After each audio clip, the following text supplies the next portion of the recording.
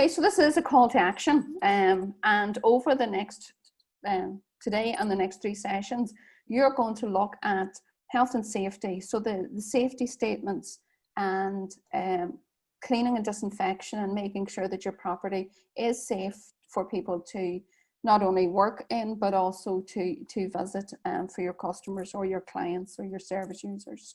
And then finally, HR and employment law. It's not going to be plain sailing, and you're going to need support. So a lot of the questions, HR questions, small businesses just don't have a HR department. So we're going to be calling on Sabrina to give us some insight there as well.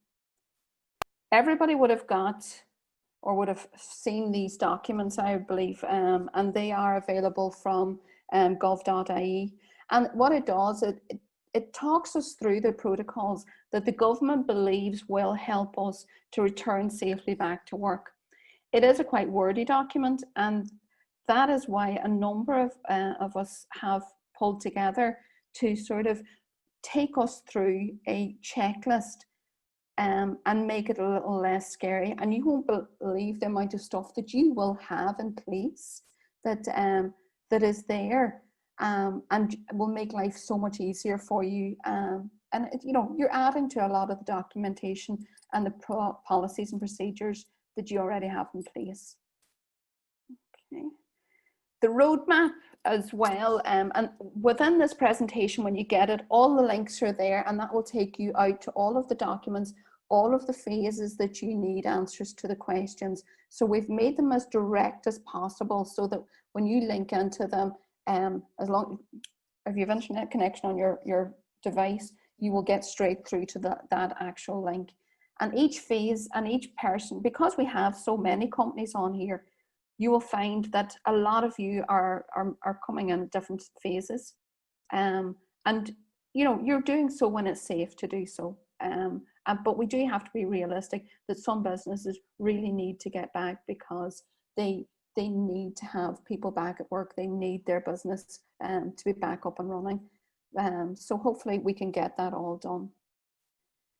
Now, this is the checklist. This checklist is 4 pages long when you get it. It's in a Word document, and it literally takes you through each step and stage, who you're going to assign it to when it's completed.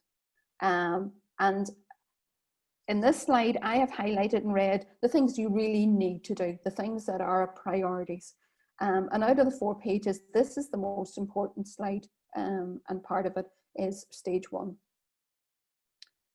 A lot of talk, there's an awful lot of talk for people about assigning a lead worker representative. And the research that I have done really tells me that it's not fair, but it's not reasonable to expect one person to take this on. So unless you are a single entity business, you know, get and talk to your staff, because you want them to offer their support in putting this together. And that lead worker representative should be lead worker representatives, and get people to pull this plan together with you. It's not just going to be the easiest thing that you're going to get asked to do, and there is some responsibility there. But I think if we make it a collective responsibility, people will not be as scared about taking this on. If you are a single entity, I do think you need to maybe get a mentor or an external person to help you through this. Somebody just to bounce your questions off. And I know that, you know, all the organisations, including Inishowen Development Partnership and ourselves at Inishowen Skillnet, are here to help and see if we can also signpost you. I'm going to move this to a easier to read screen. So the red, while it highlights everything, it makes very difficult reading. So we're assigned one lead worker, a minimum of one lead worker representative to assist the employer in implementation of the plan. To develop and update a COVID-19 response plan. This is it, you're doing it. By this day week, working through this and working with the webinars next week as well, you will have your COVID response plan in place, ready to action and ready to get back to work safely. Update your health and safety policy. You have these documents. So there's no sense in saying that we have to reinvent the wheel. You are updating them in light of the COVID pandemic. Update occupational health and safety and risk assessments. You're looking at the new risks that are being posed to yourself, your staff, your customers, your service users. Identify high touch points and update on infection control risk assessments. We started this before the close down. A number of businesses already have a lot of this in place, and we're getting back to that. But what we're doing is we're actually documenting it so that everybody is clear as to the situation and what we must do to keep everybody safe. Identifying at-risk workers. You have members of your staff that might not be at risk themselves through maybe ill health, but they may have somebody at home, or they have a frontline worker at home. And so therefore, you need to have the conversations. And one of the biggest priorities of this overall plan, and it comes up time and time again, is about talking to all of your staff, letting them know that there is a person that they can approach and say, I'm not happy, I'm very concerned, I'm worried, I don't know what to do, whether to come back to work, or do I, and some people are feeling so under pressure, they feel they're going to lose their job, or they're going to have to leave their job. Where if they talk and discuss with their employers or their managers or their key member of staff that's identified to them, they will find out that, it's quite simple, it's going to be easier for us to be able to work something out for them.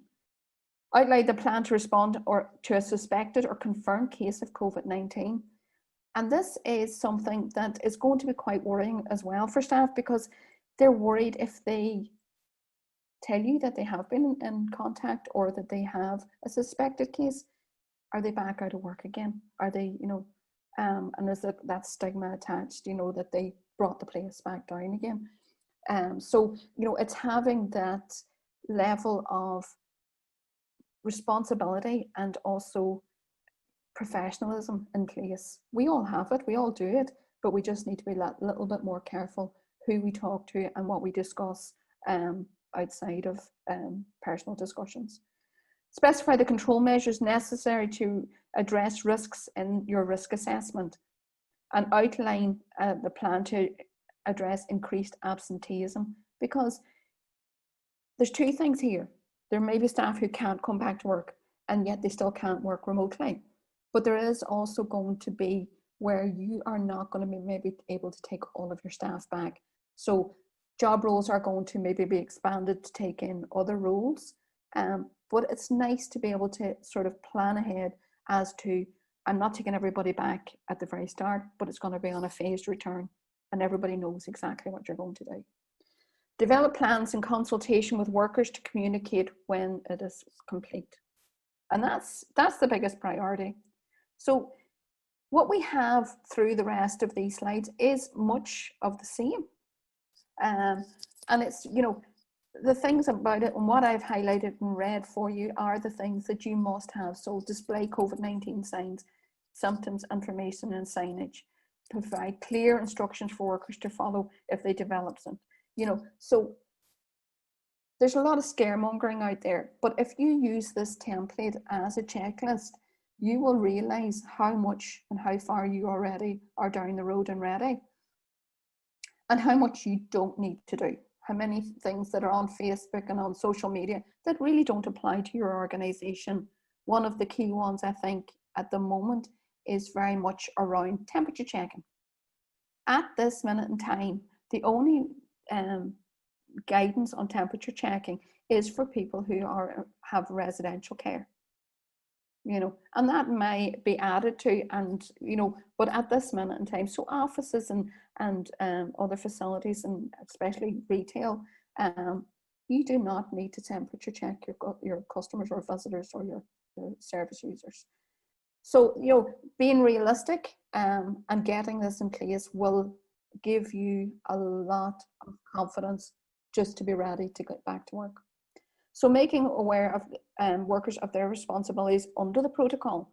Again, we're talking about telling staff this is the protocol, this is our risk assessment, this is our plan of action, and here we're going to open. But every single person within your organization has a responsibility on that protocol. And that is why we're saying, make sure that you keep them in the loop at all times. So going on through the protocol, review and revise amended sick leave policies. So any of your policies, especially if you're changing somebody's job role dramatically, if you agree that with the person, you know, put it down on paper and make sure that the two of you are both clear on the changes that are being made. Are they long-term? Are they short-term?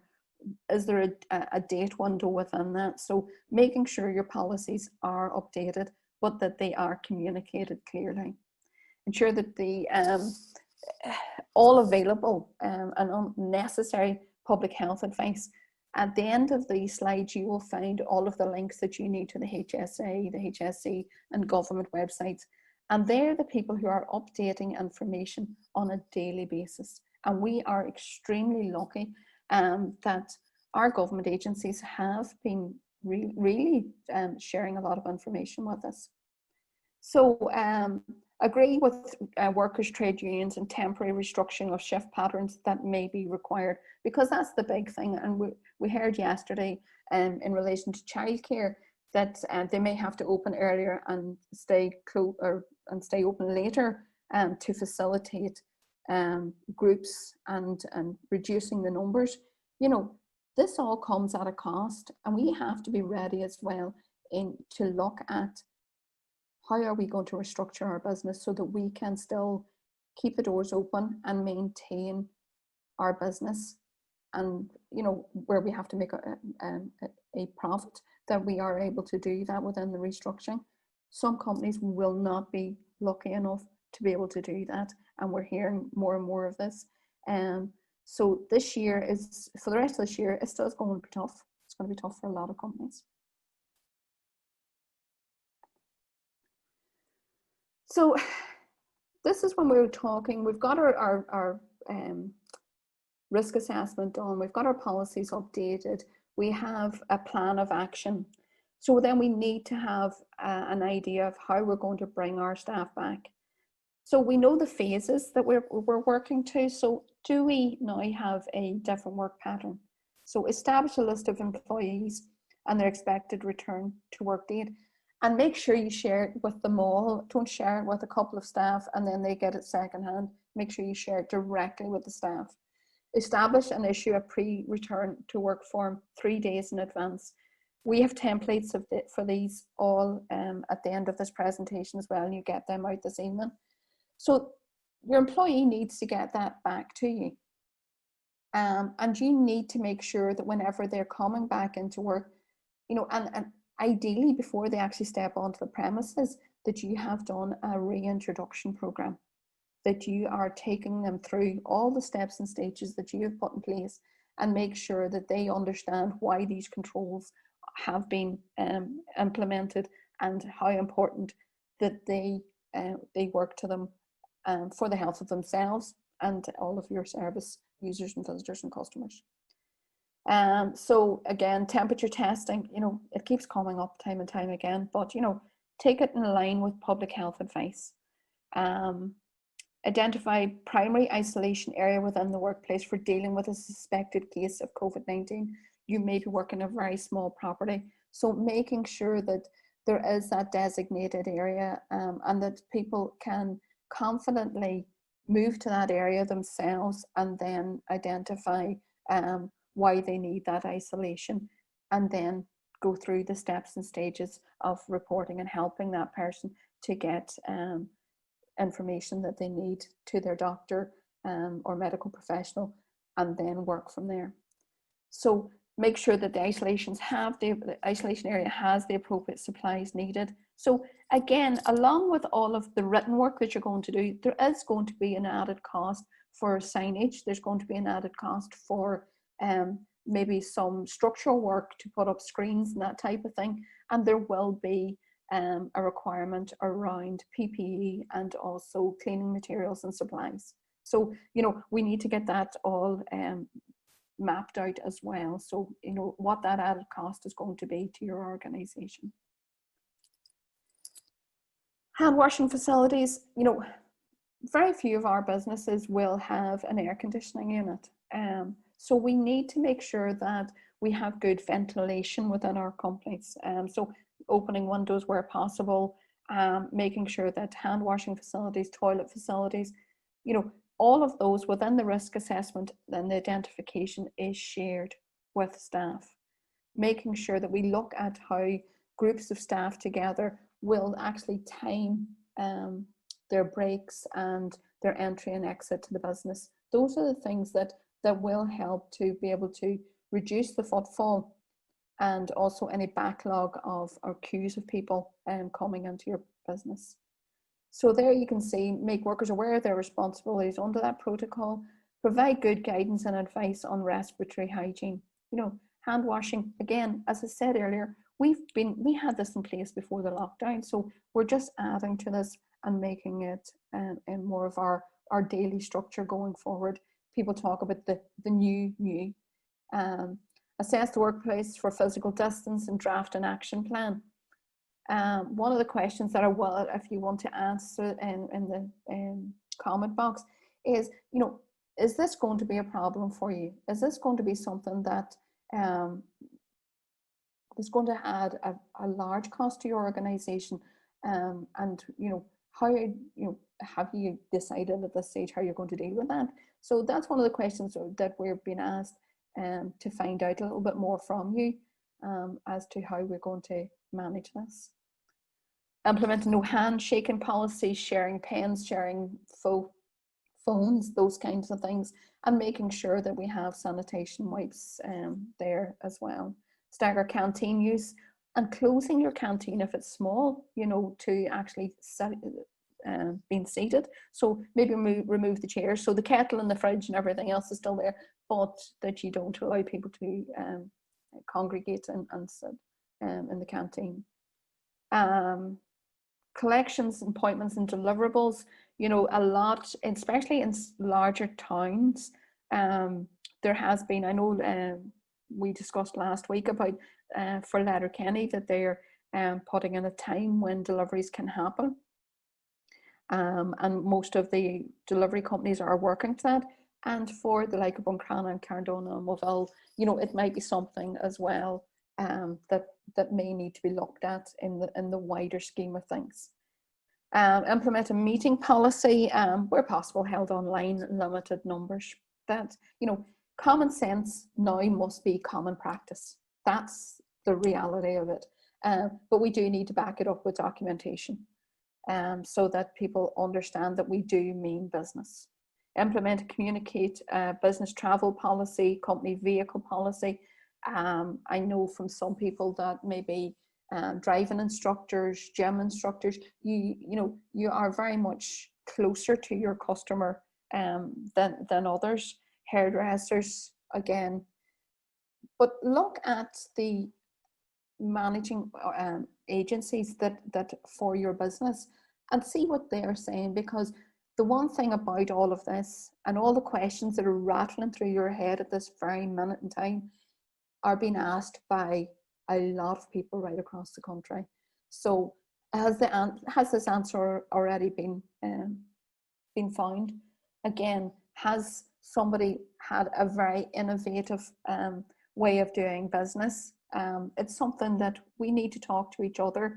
And the good thing about Zoom and being online means that we are getting more and more help. So again, this is just more of a, you know, parts of the checklist that you do need to go through every element. Some of them will not be relevant to your business, but please make sure that you do check it off and assign to the person, to whoever is relevant within your organization. And if it's not relevant, just write NA against it, but make sure that you have checked off every single element of this.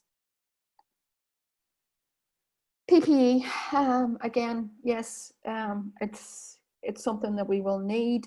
I know yesterday a local doctors have advised that anybody arriving at the doctors will now need to wear a face covering And, you know, it's not a dramatic thing for us to do, but it's a layer of safe practice.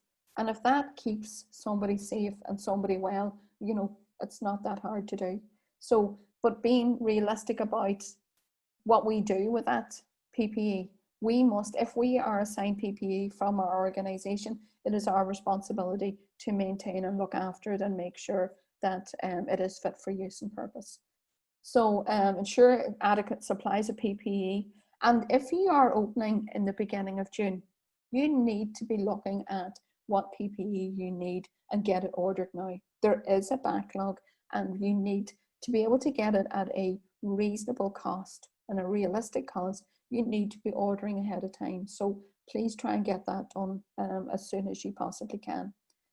Ensure that your staff are trained as part of the induction or reintroduction. You know, the use of PPE that may not have been part and parcel of somebody's job, but is now, then they need that training in that. So again, and it comes up time and time again, and you will see inform workers of their responsibilities under the protocols. And that's what it is all about, is making sure that everybody knows and understands. Eliminate physical interaction where possible. Revised working arrangements, phones, orders. You know, there's going to be a lot of changes to the way we work. And some people will never come back into the office to work, apart from maybe for short meetings. They will remain working remotely. And, you know, so this is something that we will have to manage as well, because not only are we expecting them to work from home, but if they're out meeting externally for our organisation, they need that extra support as well. Provide hand sanitizer at all entrance and entry points, and making it easily accessible. I went into a business the other day there, and I just noticed there was no hand sanitizer, and I thought this was quite strange. One of the things was it was so well hidden that nobody was using it. So you must make it easily accessible for every type of customer that you will have. Install physical barriers between workers and customers if required. You know, it's what's practicable. You know, it does not mean to say you knock down your building and rebuild it again just because of COVID-19. You make, you know, you use what you have and work from there. Implement revised high touch point cleaning, you know, at minimum of twice a day. The business is going to need a deep clean because we've been off for so many weeks anyway. So therefore, we need, whether you use an external agency or you do the cleaning within your organisation, you may be asking your staff to clean down their own desks and have a clean desk policy, which I will just love. But you know, we are asking everybody to get involved with us. Implement a high touch policy cleaning program. Display COVID-19 advice guidance in highly visible locations. Again, don't keep it hidden. You know, it's not for your eyes only. First aiders to have training on infection and prevention and control principles. Again, updating to what COVID-19 has brought to us.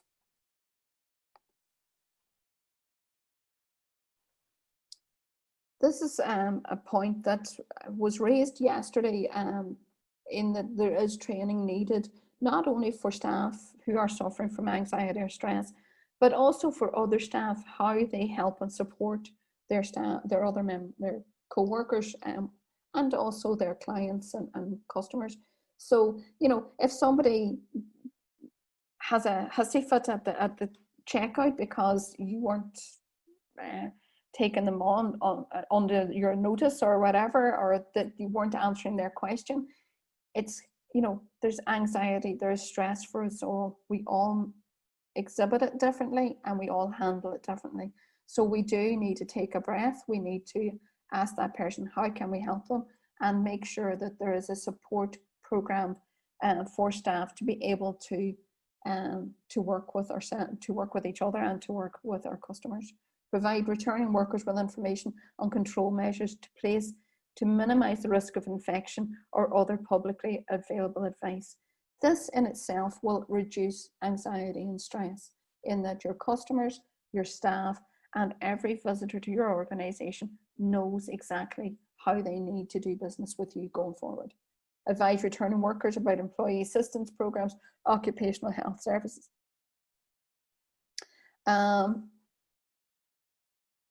All of the information that is available from the government, the HSE, rather than printing out loads and loads of documents, it is really good practice to be able to have a live stream of this information. So having an area either on your website or links on your Facebook or social media for staff to be able to link into the most up-to-date information, because this is a changing platform on a day by day, hour by hour basis, and you really want to make sure, you know, that you are checking in at least weekly and then advising any changes. So that literally is the guts of the checklist, and it takes apart the protocol document and gives you something to work to. So hopefully that is of help to everybody. So Dennis is going to now play a video cast that we did on Wednesday of this week with our guest speakers, and Evelyn McLean from Evelyn Mc Marketing hosted this for us, and it answered the questions that you sent in ahead of time. You will have loads more, and over the next 3 days they will be answered. So Dennis, can I ask you to play the video cast now? Getting back to work. Our panel of experts are here today with their own industry knowledge and expert and information from all the agencies that are out there. And what they hope to bring you today are the facts. They're going to let you know what you need to do and what you can do to get back out to work again safely for the new tomorrow. So I'm going to ask each of them to introduce themselves for a few moments and also to give us one key priority for companies on what they need to know to get back out there and get working again. And so Annette, I'll come to you first. Hi, how are you, Evelyn? Well, my name is Annette Houston. I work with FM Services Group of companies here based in Letterkenny.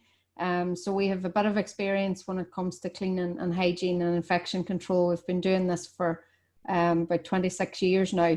And basically, from our perspective, from a return to work point of view, I think I personally feel that infection prevention and proper hygiene and cleaning within the guidelines of the protocol are kind of the most important thing that we can do in helping to reduce the spread of infection and help reduce the spread of the virus within our community. Yeah. Okay, thanks, Annette. And also we just want to mention that today this event has been co-funded by Innovation, Inishowen, Skillnet and Inishowen Development Partnership. So Anna, would you like to introduce yourself and tell us a little bit about why you ended up in the hot seat today? Okay, Anna McColgan, and I'm the manager of the Innovation Inishowen Skillnet. And we look after all the programs for companies right across Inishowen, and we received a pilot year funding, and this project is part of it. So Darren unfortunately had a family emergency, so he asked if somebody could cover for him today, but he will be doing his webinar.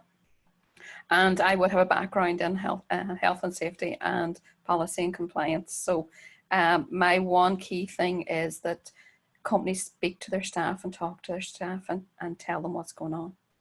That would be my biggest priority. Great, Anna, thanks. And Sabrina, you're very welcome today from Boyd HR.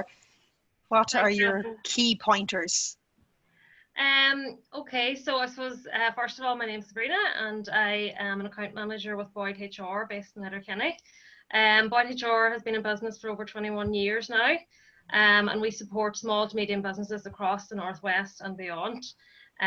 So we would deal with all types of HR related matters that could be anything from employment, legislation, compliance, contracts of employment, employee handbooks, dealing with the grievance procedure, disciplinary procedure, any types of employee issues, workplace investigations, recruitment, the list goes on. So like we're essentially the HR department for many small businesses across Donegal and beyond. And we've completed a lot of work, I suppose, in the last 2 months, just really COVID related. You know, it's just been COVID-19 this past few months, just developing different documents and policies for our clients.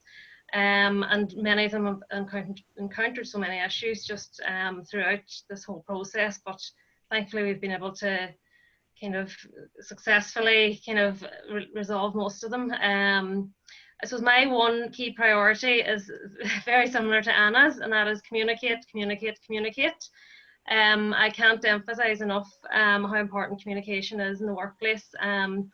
Outside of COVID-19, I would say about 90% of our the issues that we deal with are all stem from communication problems. So you just need to be open, honest, transparent in what you're communicating to your teams. Consult with them as much as possible about the future plans that you have for your business, and just keep them involved. You know, if it's going to have an effect on them, they should really be the first to know about it. Great, Sabrina, that's fantastic. Thank you, ladies. That's a great start. And just to let you know that all this is being done, the Get Safely Back to Work webinar, and the overview of that will be this Friday. That's the 22nd of May from 10 to 12. And then each one of the sectors, the professional will be delivering their own. And they are health and safety will be on Monday, deep clean and protect and keep it that way, Wednesday 27th, and HR employment law, Friday 29th. But we'll be talking a little bit more about that throughout. So we're going to come now to some questions, and we've had quite a lot of questions in, and of course there is just a lot of uncertainty and lack of knowledge around this. So I suppose what we're really asking now is that you try and clarify this with the facts as best you can.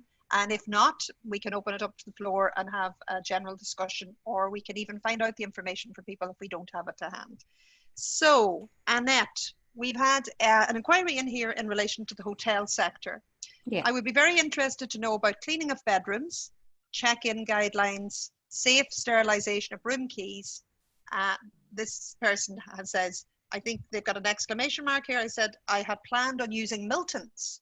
So is that strong enough? Or the hotel sector, it's a challenging time for them. What do you suggest? Again, I think it's a challenging time for every industry at the minute, and definitely the hotel sector are going to have a fair share of their challenges as well. What we're seeing within the sector coming out within the Hotel Federation guidelines and stuff as regards what has been recommended.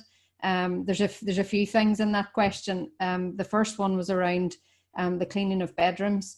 And again, hotel cleanliness would normally be quite high anyway.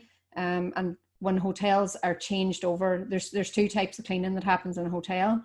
You have your turnover clean, which is when somebody is staying in the room, and then you have your checkout clean whenever somebody's actually vacating the room, they're finished their stay.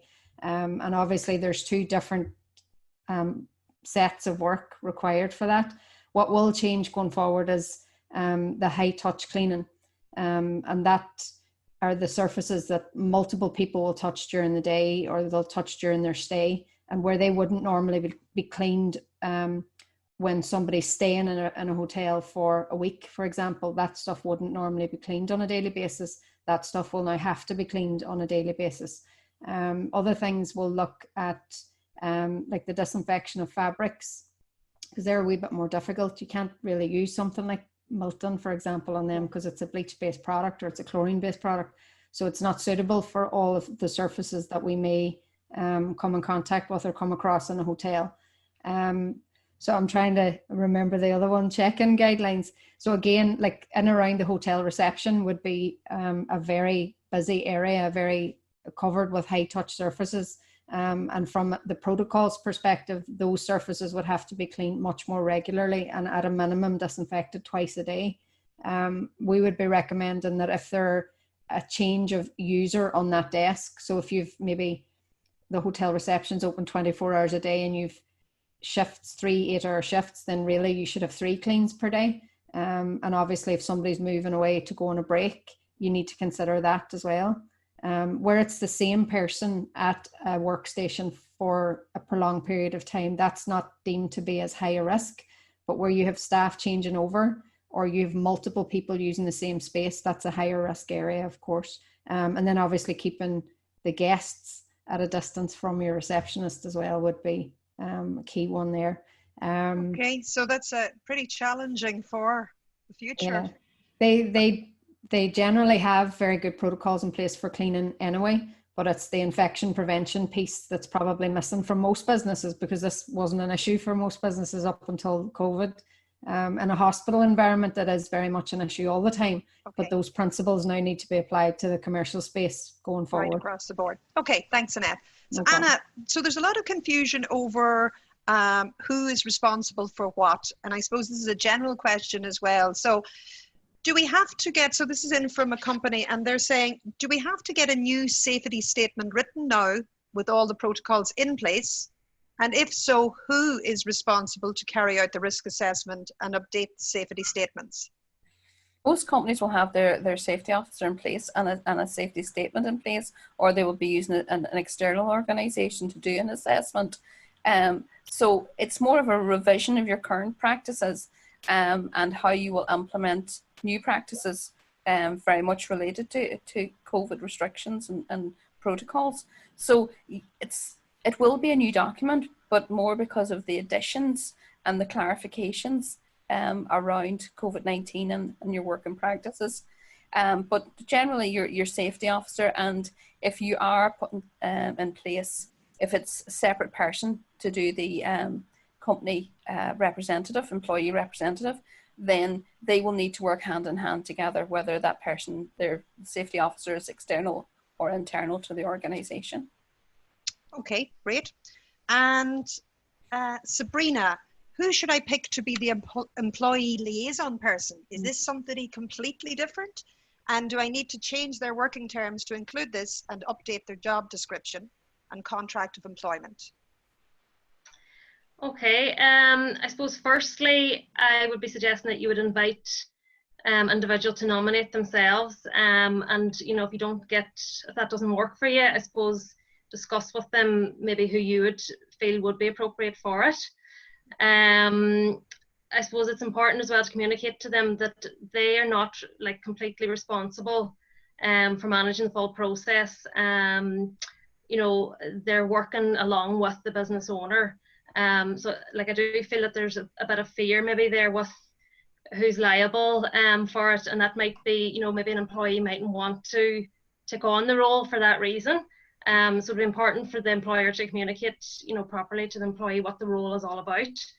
In relation to updating their terms, no, you wouldn't have to update their terms and conditions or their job description, but it would be important to, I suppose, have a document there maybe with the duties that they will have to do, and maybe get them just to sign that, just that they're happy and that there's clear expectations just on both sides. I suppose just another point on that would be, I suppose, that the business owner themselves shouldn't really be that liaison person. You know, they should nominate someone else that maybe doesn't have additional responsibilities in the workplace, you know, so maybe just would be an employee that wants to volunteer themselves rather than, you know, the owner or a manager as such, because they'll always be liaising with the business owner and making the decisions jointly. So that would be kind of my Great, take. that's good to know. So it can't be the actual employer themselves.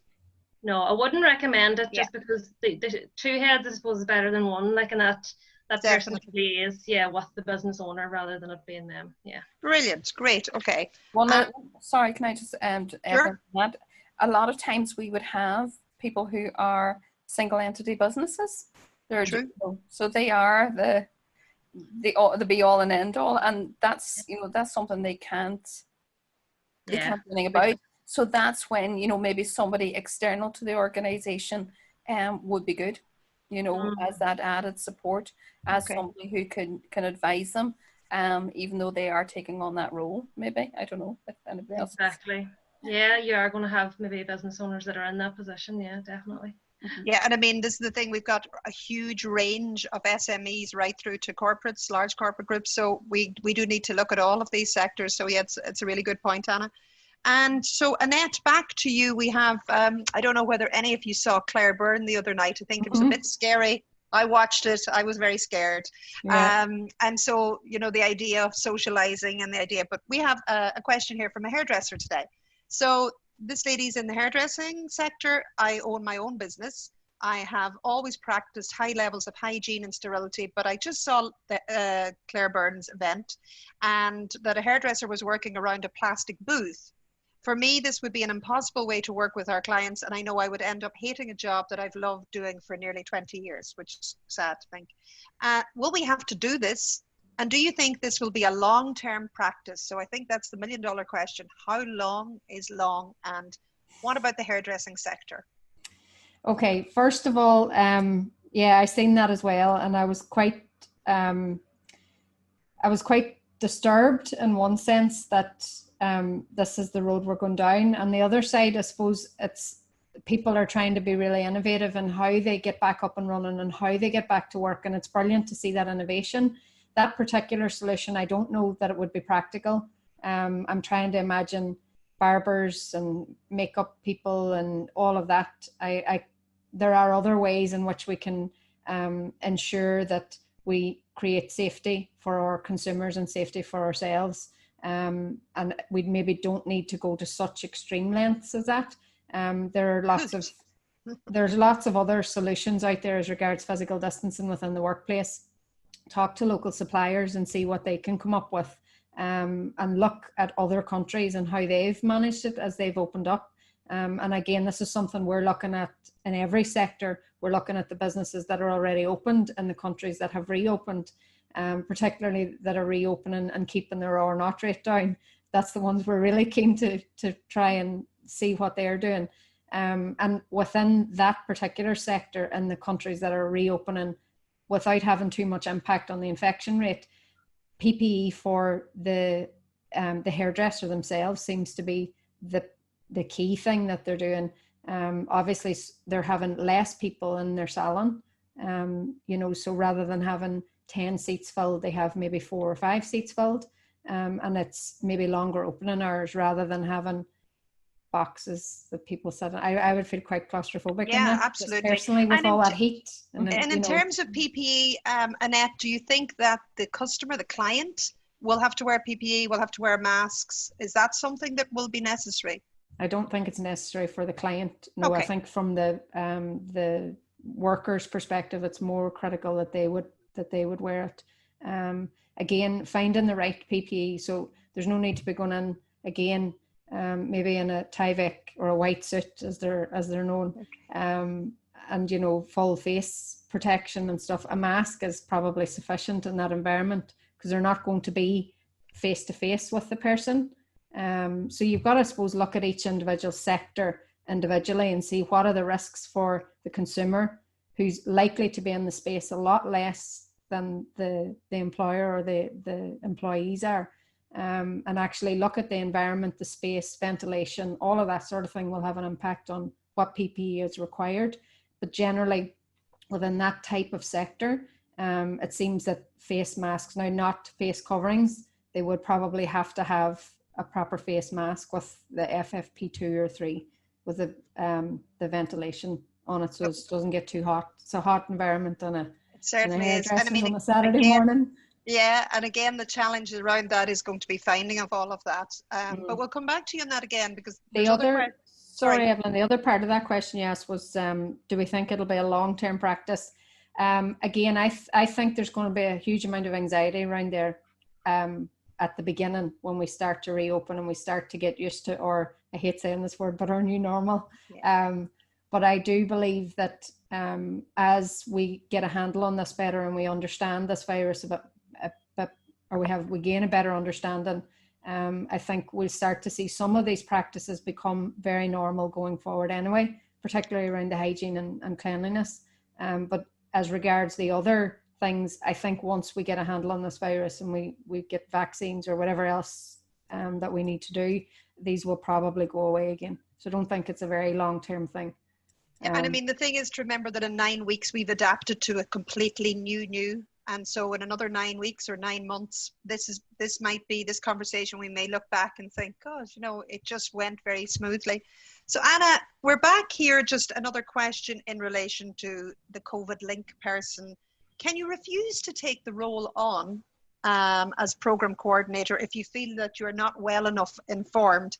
And is there an onus on the employer to provide training to the coordinator prior to taking on such a role? And I'll open that again as well, maybe to Sabrina, if that's something both of you maybe know more about. Yeah, well, the thing about training of staff, it always gives them a better confidence to be able to deliver. So yes, and you know, there's lots of training and delivery out there. I know, Annette, we did 5 days with you on this as well, and IBEC have done amazing work on this. Sabrina, you've delivered stuff for us on HR back maybe 6 weeks ago. So yes, definitely the more staff know, the better they will be able to decide on whether they're capable or they feel confident enough to do that. But they can absolutely refuse. Yeah. Okay. Yeah. And it's ongoing training will be available from yourselves in Innovation and Inishowen Skillnet, I'm sure, going forward as well. So yeah, and sorry. Yeah. Sorry. No, I was just gonna echo what Anna said. Yeah, like I suppose there will be, I suppose, a fear. You know, if you're not confident in taking on the role, you know, the training definitely needs to be done, to ensure that they are confident and that the role is carried out properly, I guess, as well. So. Yeah, and I think this is the thing, it's the fear and the unknown, and all of our experts today are doing a great job of getting the facts, and it is the facts. So Sabrina, when I'm with you, there has been a lot of questions in relation to COVID 350 payment. So it's a general one here. If you open and you realize the business is simply not there and you close again, can your team reapply for COVID 350 payment? Yeah, we've had a lot of, I suppose, queries on this, and some of our clients, would have done this already, so definitely you can open up and, or you can have your employees in at work, and, if you don't need them then for another period of time, you can temporarily lay them off again and they can apply for the COVID payment, and there's been no issues with that so far anyway. Great, and there's just one other question on that, and so I'll ask you that before I move on again back to Annette. Is if you decide that you just can't open at all on the date that you're allowed to due to financial constraints, what happens to your team? Can they still continue to claim their COVID?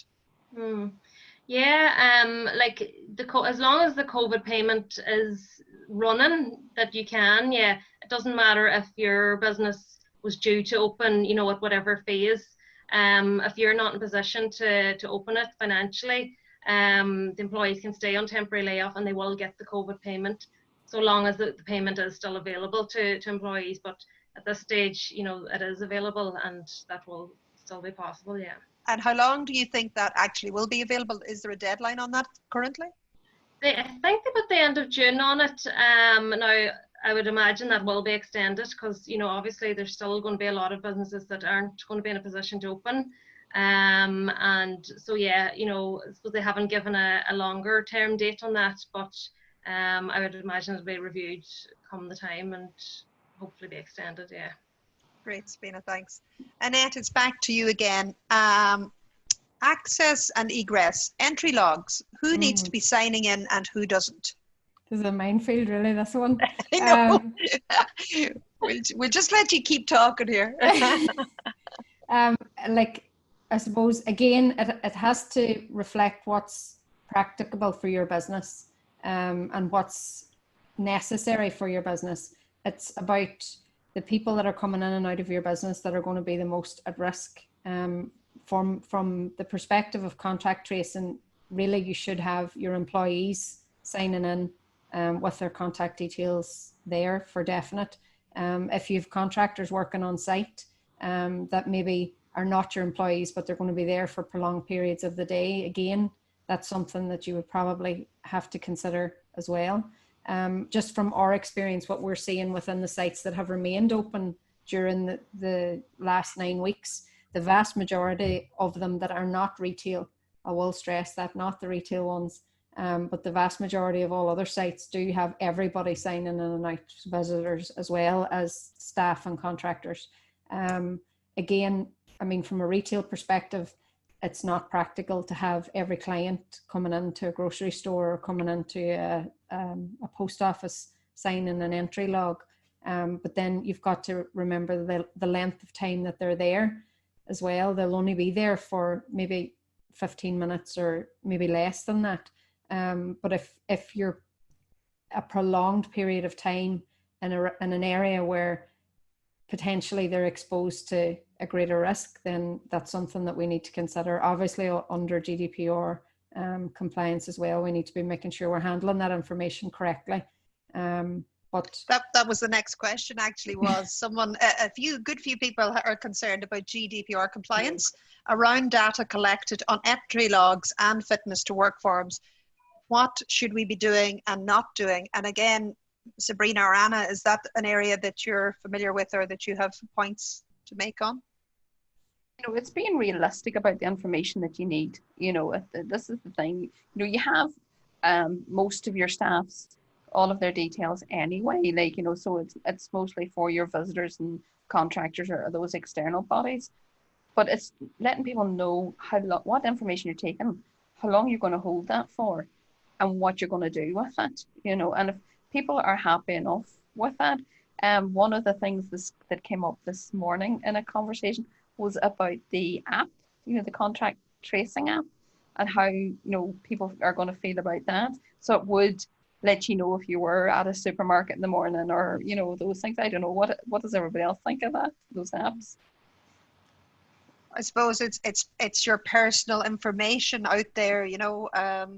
You know, certainly in terms of GDPR, there are still a lot of even government bodies, I think, that aren't really doing it to the letter of the law. So, you know, it is one of those things that, you know, we do have to be mindful, and, you know, it is something we're concerned about. Sabrina, is that GDPR your... Similar to Anna again, yeah, like I suppose the information that you're holding has to be relevant to why, you know, the reason why you're holding it. And the length of time you're going to hold it as well. So I suppose just looking at that and doing like a data impact assessment on, you know, each area that you're going to be holding information, you know, so that it'll, you know, if you're familiar with GDPR within your organization, you'll go back to the basics, and, you know, that's part of that, where you do an assessment on each piece of information you're going to be holding about, you know, an individual. So going back and doing that, you know, before you even think about getting people's information. And as long as you have that, then, you know, that's your grounds then for holding the information. So I'd go back to the basics with the GDPR just on that. Yeah. One of the scary things I'd seen, I think it was Monday, was a log that had rows and rows and rows of people's information, rather than a single sheet for one single person's information. And it had been there for over a week. And everybody who had been in, their phone numbers, their names, and everything, and it's me, get that out of there. And the fellow looked at me and said, oh, but we have to have it. I said, you don't have it, you know, you should not have it like that, in that way. So yes, I know it's being realistic as well. Yeah. And I suppose it is for people that are watching this webinar as well to realize that you've brought that to their attention now. They're probably going, oh, I didn't realize that, you know. Annette, we're coming back to you again, you know. So I suppose from what it's going to look like, you know, our cup of coffee at the hairdressers, our magazine in there, you know, going into our local coffee shop and sort of trying to be 2 meters away from sort of the next table. I mean, it's all seems very scary, very different. And like we said, you know, the new will come. Do you think in terms of other countries and what they're doing and what we're doing, do you think are the guidelines pretty similar, or are there huge gaps and differences in the guidelines? Do you know? I suppose there's nuances depending on the country, but the fundamental principles of infection prevention are the same. So there's two main ways in which we break the chain of infection as non-clinicians, for want of a better word. We're the general population, and that is the modes of transmission, and they are physical distancing would be one, where we can actually distance ourselves from other people that potentially have the virus. And then like touching contaminated surfaces is the second one. And then the other, that's our modes of transmission. The other way in which we can, as the general population, is around our own personal hygiene. So our respiratory etiquette, making sure that, you know, if we are in high risk areas, that we have the correct precautions taken around hand hygiene or PPE. And that's fundamentally the same in every country. We're all trying to do the same thing. We're trying to stop the spread of this virus. And and from a general population's perspective, there's two main ways we can do that. We cannot come into contact with other people, and we can try and make sure that we don't spread it ourselves. And that, how we do that, I suppose, is slightly different in each country, but fundamentally the principles are the same. I think we're probably taking our guidance very much from what the WHO are advising.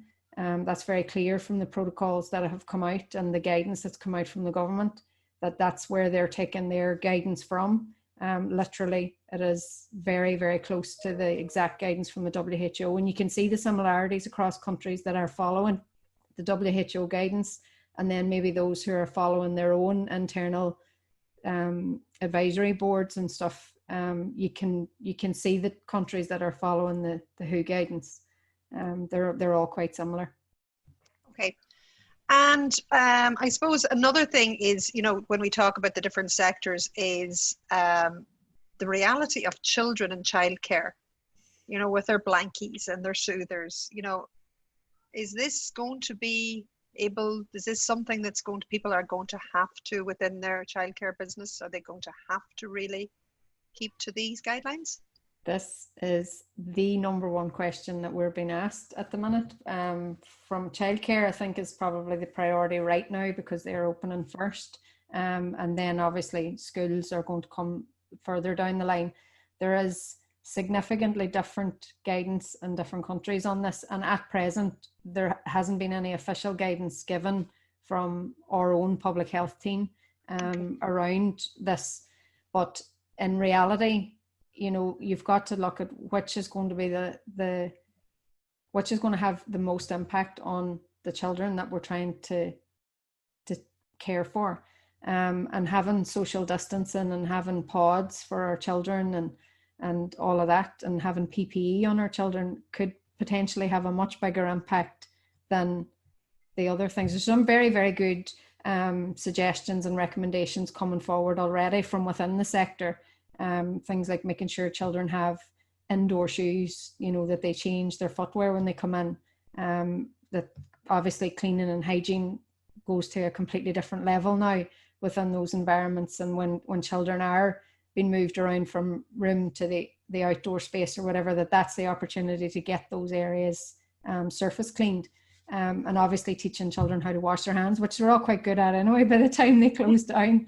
Yeah. They were all good at happy birthday and stuff like that. So I think there's a balance there when it's very easy from, you know, from an adult's perspective to advise our team members within our facilities or within the built environment to, you know, sanitize their desk before they eat. But that's not something you can expect a child to do, nor should we. So, you know, we've got to be pragmatic and realistic about this. What's going to have the most impact on the child as well? Absolutely. And mental health and well-being is so vital, and it's something that we really have to be careful There will be guidance issued from the Department of Children, Department of Education and the Health Service as well. I think that is beginning around the end of this month. They're hoping to have guidelines together for people. So great. Okay, Annette, thanks very much. So Sabrina, the final question for you, and then, you know, we'll come back and do a roundup. So can I make staff take their holidays before they come back to work?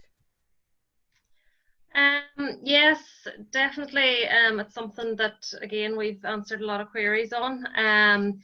Now definitely should be the time that you should be looking at, you know, all your employees' annual leave balances, and if they're high, like they should be planned in. I suppose if they do have that high level of leave to take, checking with them, you know, do they have any plans for the remainder of the year, and, you know, asking them to book in leave. But if they don't, you know, intend to, or they don't want to, you know, really the employer is obliged to, I suppose they can mandate that they take the leave. They just have to give them 1 month's notice. So I guess just, I suppose, maybe write out to them and say, you know, I'm giving you a month's notice just to take this leave at such a date. I suppose with so many employees being on the COVID payment and being on temporary layoff, it'd be important to plan it in, I suppose, at the end of, you know, the end of the COVID payment and the beginning of when they're going to, you know, commence back at work. So in between that space of time. So you need to just be really well planned out, you know, when you want them to take the leave and stuff like that. But like they can't actually take the leave when they're on the COVID payment as well. So it's looking at when you think the business is going to open, and then kind of planning it in just for before then, so they can come off the COVID payment, take their annual leave, and then return back to work then. So so yes, definitely it can be done. Just they need to give 1 month's notice just on that. Great. So ladies, that's all our questions, but I'm now going to go back to each of you in turn, and what questions didn't come in that absolutely have to be answered by you in your mind that people need to know, or was there anything that came up today that you were surprised that came up, or was there anything different? So Anna, was there anything else now that you want to answer to the great public out there that haven't just put that question forward? I suppose there's two things. It's probably for Sabrina, around if you have somebody who maybe due to be going off on maternity benefit or on maternity leave, you know, what happens, you know, if they come off COVID payment? Do they have to come back into work to go off on maternity benefit then, or can they just go straight from one to the other? No, they would just switch from one to the other, yeah. So once the maternity leave was due to start, they would come off the COVID payment, and then they'd have applied for their maternity benefit. So that should be straightforward enough, that the application, you know, was put through through welfare, and one payment should end and the other should start. Yeah. And I think the other one then that came up was around redundancy. You know, what? Yeah. No, do companies have to pay redundancy, or what is the story there? Yeah, hot topic definitely at the minute. A lot of employers, I suppose, there's it's a concern of theirs. But at present, the legislation has changed since the whole pandemic. The Redundancy Payment Act legislation has been amended, and that's up until the 31st of May as it stands now at the minute. But basically, with the amendment, it meant that, you know, you as an employer, the employee couldn't apply for redundancy. So bringing you back, I suppose, to in normal circumstances before COVID-19, if you had an employee off on temporary layoff or short-time working, the employee after 4 weeks been on layoff or short-time working, the employee can apply to the employer for redundancy, and the employer then has 4 weeks to come back to the employee and offer them either employment again, which would have to be 13 or more consecutive weeks employment, or else that they would, the only alternative then would be that they would have to offer them redundancy if they'd no work for them. So that was many people's fears, and that now at the minute isn't in effect, you know. So with that piece, that amendment to the legislation, that now has stopped that for now. And the part of the legislation as well just states that this runs for the duration of the emergency period, and they're saying the emergency period at that stage, the date was given to the 31st of May. So and then there's room there as well for that date to be extended. So I'd imagine that's going to be pushed out as well, you know, for the next couple of months, hopefully. So because definitely redundancy is on everyone's minds, but for now it's fine, and you know, the employees can't apply for redundancy. But I suppose later down the line, I think there was a query as well about you know, if you weren't going to open maybe till January of next year or March of next year, you know, can you keep them on your books? You can't. Like, so, you know, if the emergency period is extended to, say, September or whatever, you know, you can't, like, that piece of legislation then will revert back, and you know, the employee, if they're still on temporary layoff, the employee will have a right to apply for redundancy. I suppose another fear then is that the employer mightn't have the funds to make the redundancy payment. So in that situation, in normal circumstances, you know, the employee then would apply to the social insurance fund, and like the employer then would have to prove that they don't have the funds, you know, so they'd have to have a financial audit, you know, done. You know, normally it will be an insolvency situation, so I don't know. I guess if they have the auditory documentation there to prove they can't pay the funds, obviously that payment will be made by the social insurance fund. But as it stands at the minute, it's fine for now, I suppose, until that legislation changes at whatever stage. But for anyone who is thinking on maybe keeping on employees on the books until January, and that they do, you know, later down the line, like once that legislation changes back, the employee can apply for redundancy then at that stage. Great, Sabrina, that's very comprehensive. Annette, any final words or anything that you want to ask any of the ladies or anything? No, the only other thing I suppose that came up, that it would be quite a common question that we're getting, is around the temperature checks, and when that is expected or when it's required, etc. Now the HSE haven't actually changed their guidance in recent weeks regarding temperature checks. The only mandatory situation is residential and care homes and stuff. But again, you've got to look from a best practice point of view and reducing the risk to your workforce. If it's a case that you can reduce the risk quite easily by putting temperature checks in place, then, you know, it would be advisable to consider that. Again, make sure that the data that's held from temperature checks is dealt with correctly under GDPR. And obviously make sure that the equipment you're using is actually calibrated, and all of that sort of stuff is important. But that's kind of the only other thing that comes up quite a lot. Okay. Things that maybe I'll be able to give a better insight on going forward into the next session would be around what gets cleaned, how often it gets cleaned, what kind of chemicals are important, or what kind of processes of disinfection are important and why they're so important.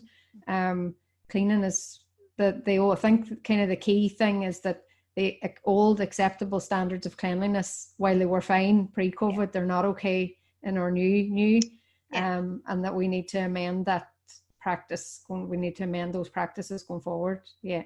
Great. And your event is... I don't want to just put you on the spot, but what is the normal range on the temperatures? 30, if it's above 38. I think. Yeah. Sure. Okay. And so, Annette, your deep clean, protect and keep it clean is Wednesday 27th from 10 to 12 in the morning. So we're looking forward to that. And Sabrina, anything else exciting coming up for us that we can expect in your webinar, which is HR, Employment and Law, and it is Friday 29th from 10 to 12. Any other pointers that you'll be bringing us that day? Well, I suppose just when Annette was talking about temperature checks there, like what we're focusing on now, what's a big focus from the protocol is having your policies in place. So I suppose, you know, that you would have a policy there on temperature checks and, you know, get their agreement maybe on it first. But in addition to that, you know, we have designed a range of different policies following on from the protocol, and that would be like no handshake policy, physical distancing policy, hygiene policy. So we'll talk about that definitely in the webinar. Redundancy, we'll be talking about, and I suppose just covering all those areas again related to the protocol, the induction, you know, and training for the staff as well. So brilliant, great, that's great, Sabrina. And so Anna, I know that you've stepped in, as we said, for Darren today. Darren Donaghy from Donaghy Safety Training, sorry. And I know that Darren's event is going to be on Monday, 25th from 10 to 12. And you've done a great job to sit in there and take those answers, take those questions for him. So is there anything else finally that you would like to mention?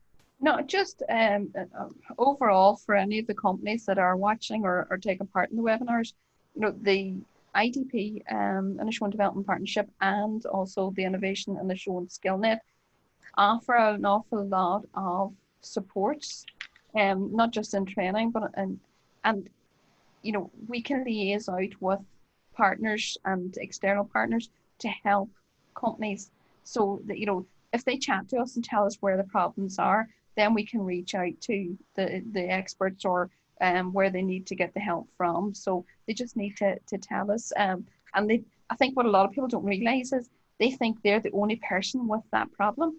Yes. That's, you know, that's what I'm getting from it. Oh, look, I'm the only person with a hotel that's going to have issues around cleaning. No, you know, it's a worldwide problem. Like, so making sure that they know that, you know, and getting back to us on that. Yeah, and I just see that in addition that Inishowen Development Partnership and Innovation and Inishowen Skillnet, you've prepared a set of guidance templates that you can use to assess your organisation needs and actions to be taken. And I think that's, you know, we'll kind of finish up on that, is people are not alone. Everybody's going through this, both the sectors, all the sectors, and the public. And it's just, you know, it's that new tomorrow that we're all working towards. But for today, ladies, thank you very much. We're all getting safely back to work, and our thanks to the co-funders, Inishowen Development Partnership and Innovation Inishowen Skillnet. Thank you. Lots and lots of information. I'm going to go through the questions that came out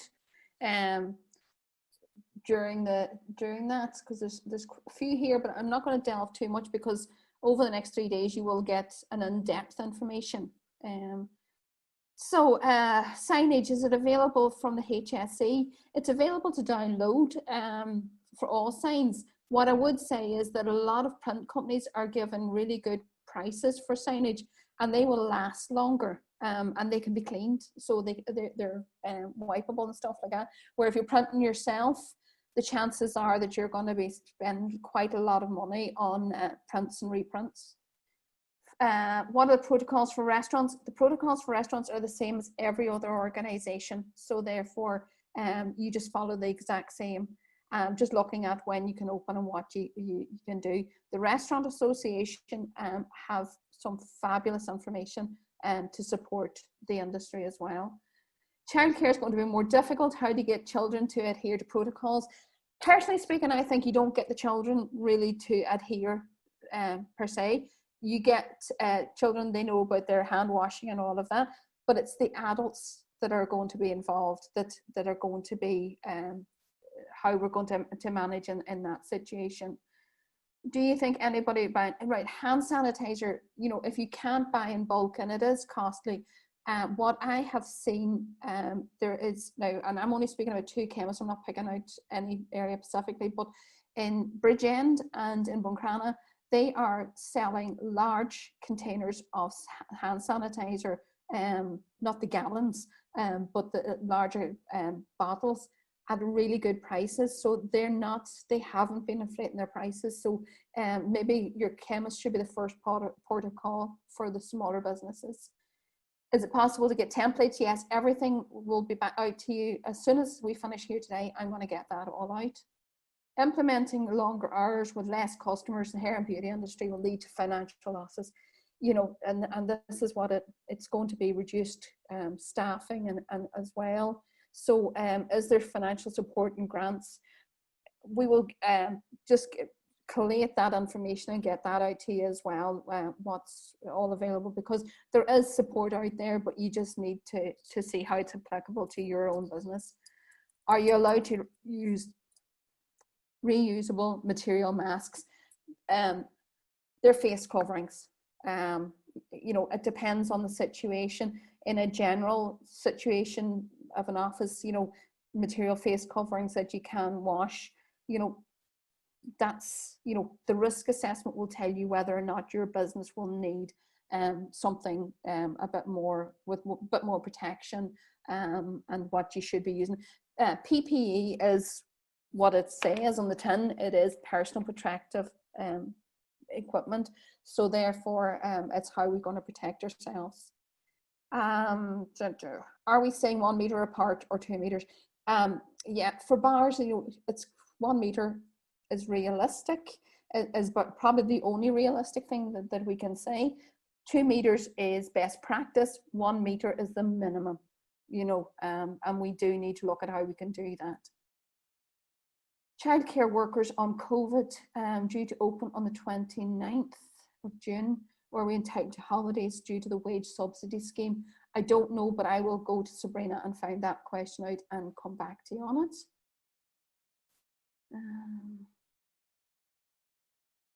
How can we apply no handshake or touch policy? What if customers are in contact with their, in other circumstances, meet at your premises and disregard your policy? You just step back, keeping that social distancing, it's out of your arm's reach. So therefore, but the thing about it is you've got to protect yourself. We can have all the policies and procedures that you want in place, but it's really up to yourself whether you're going to take them to the letter of the law, and your staff as well. Hopefully people will realize that it's for their own benefit. Increase the volume. Sorry, Mira, the volume I know was quite tight, but you will have that video as well to play back. So that. Right, I'm going to share the last few slides and then let you go, because I think I've definitely got your heads fried completely by the end of this. Sorry, and I just Nuala came on there asking about the booking in for the rest of the webinars. If you just want to clarify that with the participants. Yeah, all the information will come out, each link will come out for each day. I'll just get this back up and we'll cover off on that. So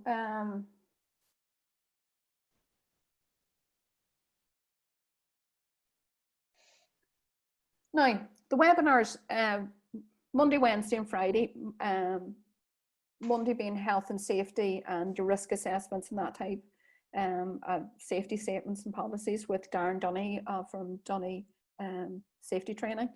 Wednesday is Annette Houston on cleaning and getting our properties ready and fit for purpose.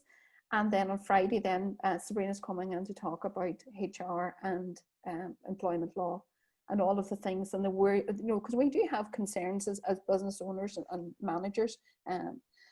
So what we have done as part of this program is we looked at what were the conditions that were required for people who are undertaking the program.